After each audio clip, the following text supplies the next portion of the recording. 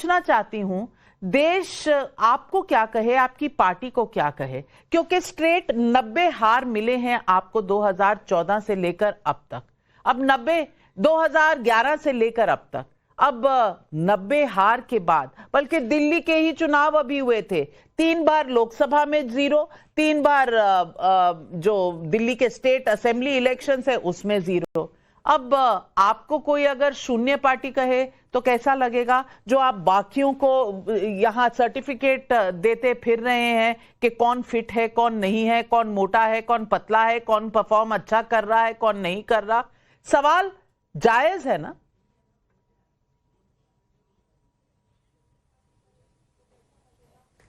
नविका जी, मुझे लगता है कि कम्युनिकेशन हेड पवन खेड़ा जी ने ट्वीट के माध्यम से पार्टी के स्टैंड को बिल्कुल क्लियर कर दिया है, और ये पार्टी का निजी विचार नहीं है। मैं फिट हूं, आप भी फिट है, राधिका खेड़ा जी भी फिट है। अब किसी अवसाद की अवस्था में किसी कुपोषित व्यक्ति का क्या मानसिक बयान है, इसका अच्छा प्रत्युत्तर स्वयं श्री शमा जी ही कर सकती हूँ। अपनी पार्टी के पर्सन के तौर पर मैं ऐसे किसी भी बयान को जस्टिफाई नहीं करती। दूसरा, आपने खिलाड़ी और खिलाड़ियों के बारे में जिक्र किया। मुझे लगता है जब भारतीय जनता पार्टी की सरकार ने बूटों तले ओलंपिक विजेता लड़कियों को अपने पांव तले कुचला, तब ब्रजभूषण शरण सिंह को गोद में सरकार ने ही बिठा रखा था। अभी भी विनेश फोगाट ने जब प्रदर्शन किया, अपने बाल काट लिए, अपना खून निकाल लिया। पीटी उषा जी भी थी और नीता अंबानी जी भी फ्लाई करके गई थी। आपको भी उस घटना का विषय संज्ञान में होगा। कांग्रेस पार्टी हमेशा से खिलाड़ियों के साथ खड़ी रही और बॉडी शेमिंग जैसे विषय पर आज पूरी दुनिया में डिस्कशन हो रहा है। मुझे लगता है ये बहुत ही सस्ती बात होगी और सभी हमारे देश के सभी खेलों और सभी खिलाड़ियों पर पूरा देश एकमत एकजुट उनके साथ खड़ा होता है। तो it has nothing to do with party. It's absolutely disgraceful and shameful and you need a clarification from Mrs Shama Mohammad.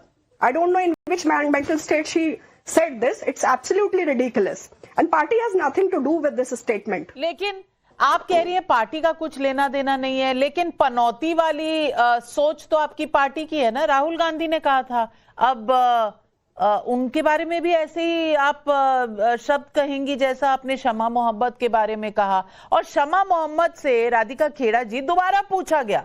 हमारे रिपोर्टर ऋषभ उनके पास गए और बोला आपने ट्वीट तो डिलीट कर दिया है, पर आपको क्या माफी नहीं मांगनी चाहिए? क्या कहा उन्होंने, आपने देखा? उन्होंने कहा माफी? अरे मैंने मोटा ही तो कहा है, वो फिट नहीं है यही तो कहा है, इसमें माफी मांगने की क्या जरूरत है? वो बरकरार रही अपने पोजीशन पर, अपने रवैये पर। और सुची बिस्वास जी कह रही हैं ये तो बीजेपी पूरा इसका राजनीतिकरण कर रही है। तो वेंकटेश प्रसाद क्या बीजेपी से हैं? हरभजन सिंह जो हैं वो क्या बीजेपी से हैं? जवाब दे दीजिए सुची बंसल जी को, सुची बिस्वास जी को। सभी को नमस्कार, सभी को नमस्कार। नाविका जी, आपको याद होगा 11 नवंबर 2022 नांदेड़ महाराष्ट्र में। अच्छा, अरे सुनिए ना, सुनिए मैडम, आपका नाम राधिका नहीं है, सुनिए। 11 नवंबर 2022 नांदेड़ महाराष्ट्र में सुची जी की जो पार्टी के मालिक है राहुल गांधी, उन्होंने एक भाषण दिया था। उस भाषण में उन्होंने अपने केदारनाथ का एक्सपीरियंस गिनवाया, जिसमें उन्होंने कहा बॉडी शेमिंग करते हुए एक आरएसएस के बड़े नेता का नाम नहीं लिया और कहा कि मैं जब केदारनाथ गया तो मुझे वहां पे एक आरएसएस के बड़े नेता मिले जिनका वेट 100 किलो था। 4 बार उन्होंने गिनवाया, उनका वेट 100 किलो था। तो अगर शमा मोहम्मद आज किसी के ऊपर बॉडी शेमिंग की टिप्पणी करती है तो सीख कहां से आ रही है, कहां से डीएनए में ये कांग्रेसी नेताओं के अंदर आ रहा है, ये साफ है। तो क्या पवन खेड़ा एक स्टेटमेंट ये भी इशू कर देंगे कि जो 2022 में राहुल गांधी ने भाषण दिया था वो भी राहुल गांधी की पर्सनल स्टेटमेंट थी?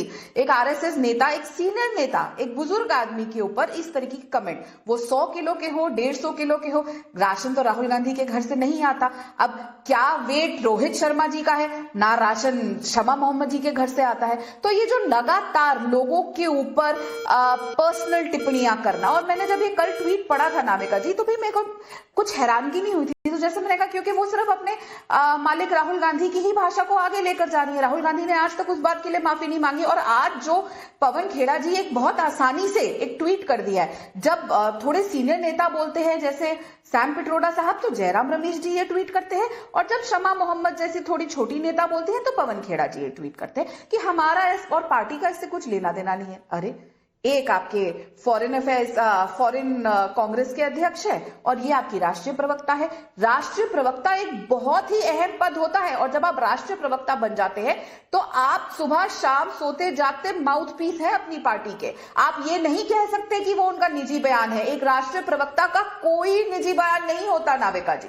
तो ये बात बहुत आसानी से कह देना कि निजी बयान है, ये एप्लीकेबल नहीं है, पर बॉडी शेम करना, लोगों के ऊपर व्यक्तिगत टिप्पणी करना, यही तो चाल चरित्र चेहरा है कांग्रेस पार्टी का, लगातार करते आए हैं। इसीलिए आज उनकी ये हालत होगी। इतनी एनर्जी अगर ये अपनी पार्टी को खड़ी करने में लगा देते, जो शमा मोहम्मद की पार्टी के कप्तान साहब हैं वो तो बार बार आउट होते रहते हैं, उनकी पार्टी धड़ धड़ धड़ करके जमीन पे ही गिरती जा रही है। इसीलिए वो कर्म की साइकिल चलती है ना, तो ऐसे ही बार बार धड़ धड़ गिरा जाता है। फिर मैं बोलूंगी, आज आके शुचि जी यहाँ पे कह रही है कि बहुत गलत कहा।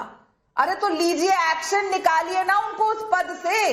अगर इतना गलत किया, इतना गलत स्टैंड लिया, हमारे देश को पूरे वर्ल्ड में नाम दिलाने वाले, हमारे वर्ल्ड कप जिताने वाले कप्तान के लिए ऐसे शब्द बोलने के लिए क्या कांग्रेस पार्टी जो कहती है हम खिलाड़ियों के साथ बहुत बड़ी बात कह रही है राधिका खेड़ा जी और शुचि विश्वास जी।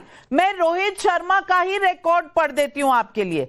रिकॉर्ड देख लीजिए, रोहित शर्मा के रिकॉर्ड देख लीजिए। शमा मोहम्मद जी को एडवाइस कर दीजिए कि अपने रिकॉर्ड पर बिना देखे इस तरह से ट्वीट लिखने से वो कांग्रेस को ओपन कर रही हैं। और उनका ट्वीट पर्सनल क्यों नहीं था, इस पर भी मैं कहना चाहती हूं। उन्होंने लिखा नहीं कि ये मेरी पर्सनल राय है, वो प्रवक्ता है पार्टी की। उन्होंने गेम पर भी टिप्पणी नहीं की, उन्होंने बॉडी शेमिंग की है। और मैं सिर्फ इस बारे में नहीं कह रही, चंद्रयान हो, राम मंदिर हो, महाकुंभ हो, कुछ भी हो इस देश में, कुछ अच्छा हो तो कहीं ना कहीं सर्जिकल स्ट्राइक में आपका सवालिया निशान लग जाता है। बालाकोट स्ट्राइक में तब नवजोत सिंह सिद्धू आपके साथ थे, उन्होंने कहा था कुछ पेड़ गिर गए होंगे। सुचि जी, मैं कह रही हूं ये प्रवृत्ति की बात है, ये माइंडसेट की बात है, ये एक ट्वीट की बात नहीं है।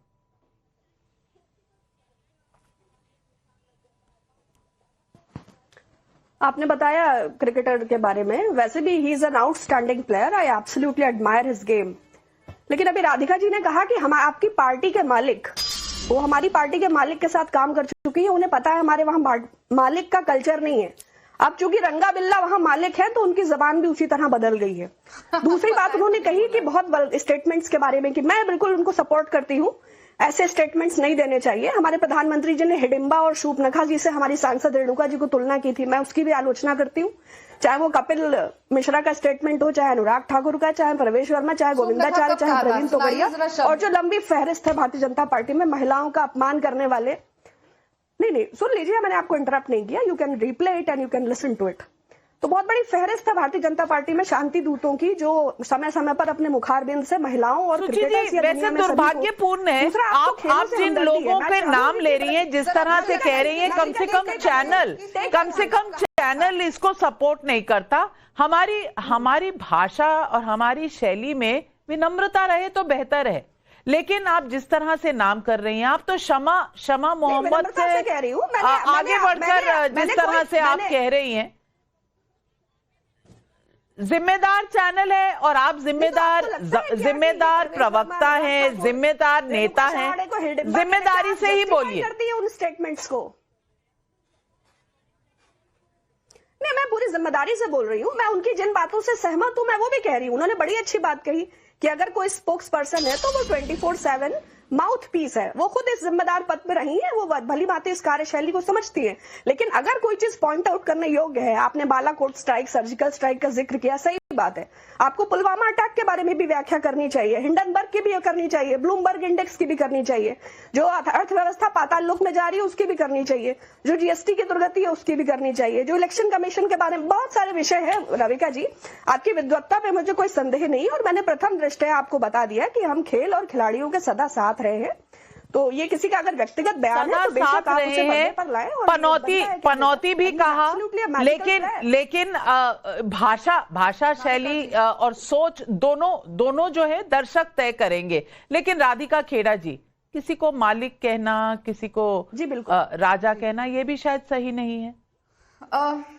जी नहीं, मुझे नहीं लगता मालिक, रंगा बिल्ला और जिस तरीके की भाषा इस्तेमाल हुई। वो मालिक है, प्राइवेट लिमिटेड कंपनी है कांग्रेस पार्टी, और ये कांग्रेस पार्टी जो है वो महात्मा गांधी की कांग्रेस नहीं है, ना अनी बेसेंट के द्वारा बनाई गई कांग्रेस है।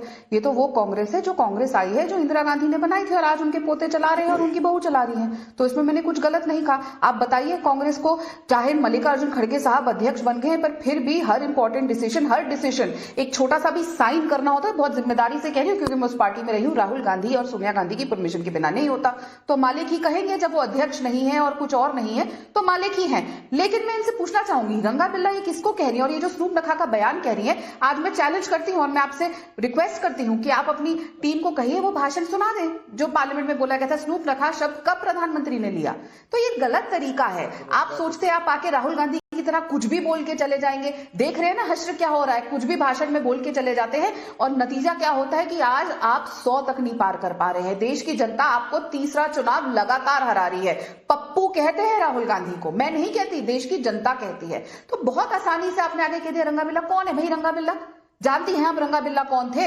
आप आज रंगा बिल्ला कह के उस बात को भी यहाँ पे मॉक कर रही हैं जो 2 छोटे बच्चों के साथ इतनी बड़ी घटना हुई थी। शायद आप उस समय पैदा नहीं हुई थी तो आपको इतिहास का ज्यादा पता नहीं है। तो मुझे नहीं लगता कि कांग्रेस के जो प्रवक्ता हैं उनको आके ऐसी छोटी छोटी बातें करनी चाहिए। आप उस पार्टी का हिस्सा है जो ठीक है 50 बार टूट गई, लेकिन थोड़ा तो अंश रहा होगा ना वो सबसे पुरानी पार्टी रहने का। सही कह रही है राधिका खेड़ा जी। लेकिन राजकुमार भाटी जी मार दिया गया, किसी को भी आप बिल्कुल मैं कौन भूल सकता है उन स्कूल के बच्चों को जिन्हें 2 लोगों ने रंगा बिल्ला डाकू कहे जाते थे और उनको किस तरह से 2 स्कूल के बच्चों को कत्ल किया गया था। और उस तरह की भाषा इस्तेमाल करना कहीं से भी कांग्रेस के प्रवक्ता को शोभा नहीं देता। तो सुची विश्वास जी, मैं चाहूंगी कि हम जब गलत को गलत कहने के लिए खड़े हुए हैं तो कम से कम और गलती ना दोहराएं तो बेहतर रहेगा। लेकिन राजकुमार भाटी जी जब चंद्रयान गया था तो पता है क्या कहा था आप ही की पार्टी के एक नेता ने कि अच्छा है पनौती इस देश के बाहर थी तो चंद्रयान वहां पहुंच गया। और कोई किसी और ने कहा, आप ही के इंडिया अलायंस के किसी घटक दल से किसी ने कह दिया था चंद्रयान वहां पहुंच गया है, शिव शक्ति नाम रख दिया है जैसे कि इन्होंने वहां जमीन खरीद ली है। अरे भाई, देश एक अच्छे मौके पर एक अच्छी ऐसे जगह पहुंचा जहां हमारे देश को बहुत प्राउड फील करना चाहिए था, उस पर भी हम राजनीति लेकर आते हैं, एक दूसरे को नीचा दिखाने की कोशिश करते हैं, जैसा शमा मोहम्मद ने कहा और मैंने उनके रिकॉर्ड भी पढ़कर बता दिए। राजकुमार भाटी जी, सवाल यही है जो पिछली स्वतंत्रता दिवस में प्रधानमंत्री ने उठाया था, क्या हम नेगेटिविटी फैलाने के चक्कर में अपने देश को ही नीचा दिखाना लग जाते हैं? क्योंकि हमको इस देश के जो सरकार है उसको नीचे दिखाना होता है, सिर्फ इसलिए हम पूरे देश को नीचे दिखाने लगते हैं।